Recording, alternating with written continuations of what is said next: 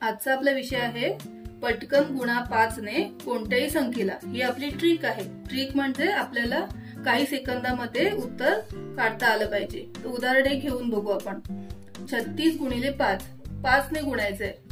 तर त्याच्यासाठी ट्रिक काय आहे, तर 10 ने गुणायचं आणि 2 ने भागायचं। आता 10 नेच का गुणायचं, कारण 10 ने कोणत्याही संख्येला गुणणं काय आहे, सोपं आहे आपलं।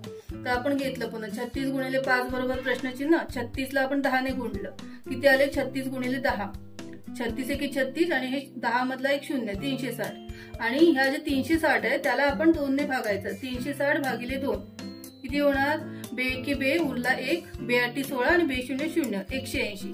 तर 36 गुणिले 5 आपलं उत्तर काय आलेलं आहे 180। आता आपण दुसरं उदाहरण घेऊ।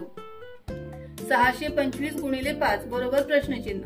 तर काय आपलं 5 ने गुणायचं ट्रिक काय आहे, 10 ने गुणायचं आणि 2 ने भागायचं। 625 गुणिले 10 किती येणार, 625 एके 625 येणार आणि शून्य लिहायचं पुढे। आता ही जी 6250 आले त्याला भागायचं 2 ने। कसं येणार, बेत्रिक 6, बे एके बे, बे दुने 4 आणि बे पंची 10, 3125। तर 625 गुणिले 5 बरोबर किती येणार 3125। हे जे आलंय तेच आपलं उत्तर आहे। तिसरं उदाहरण घेऊन बघू।